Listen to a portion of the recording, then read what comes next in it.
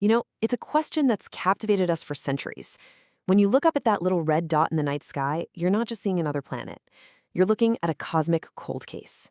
Was Mars ever alive? It's one of the biggest mysteries out there. So, what does the evidence actually say? Let's dig in. Okay, so look at this. On one side, you've got our world, vibrant, blue, green, and just teeming with life.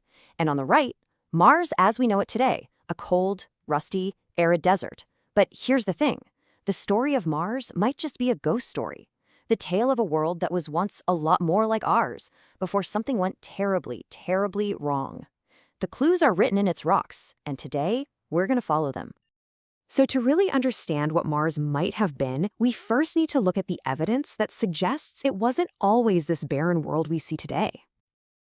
This hunt for life beyond Earth isn't new. It's a deeply human quest. As the Roman poet Lucretius wrote over 2,000 years ago, the idea of other Earths has been with us for a long, long time. And for most of that time, Mars has been suspect number one.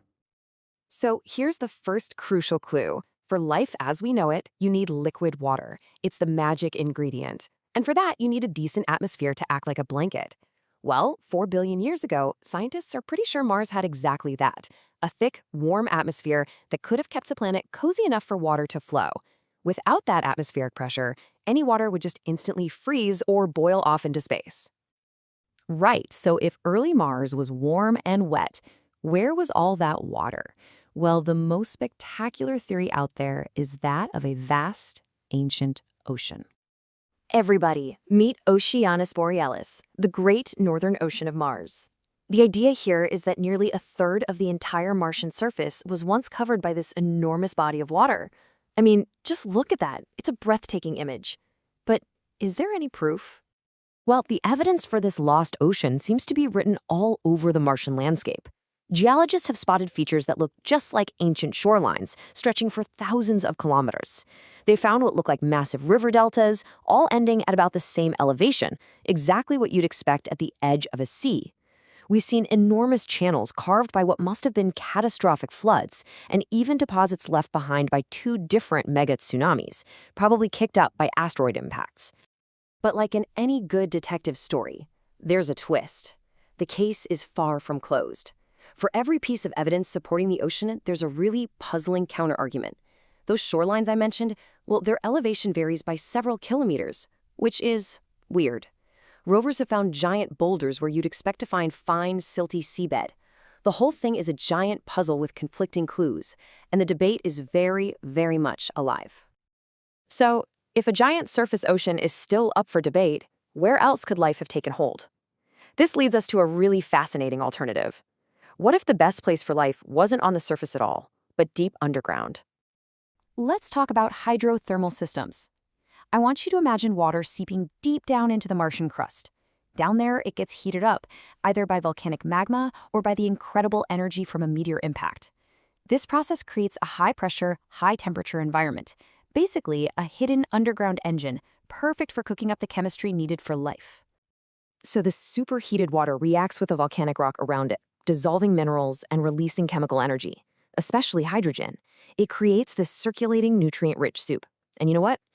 We see this right here on Earth. Think of the deep sea vents on our ocean floors.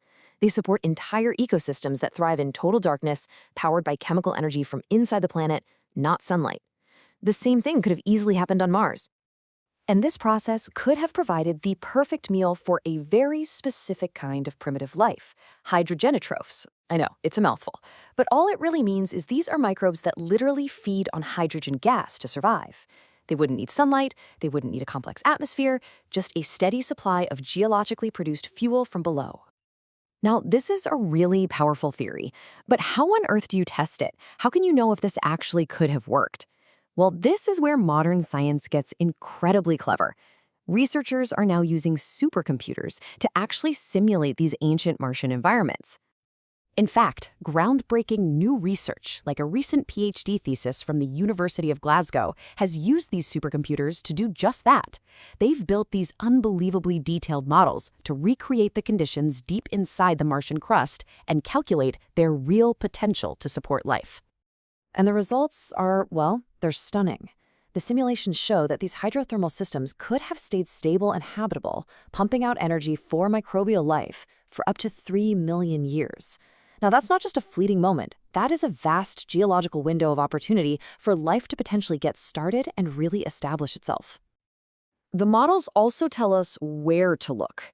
The absolute best spots, the prime real estate for life, weren't on the surface. They were deep underground, at least 1.5 kilometers down.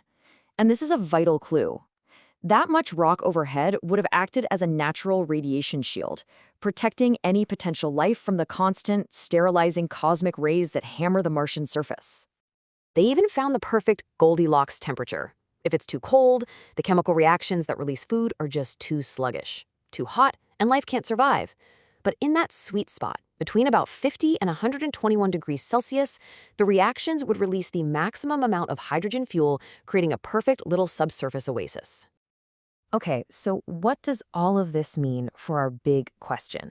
Let's bring it all together and see where the search for Martian life is headed next.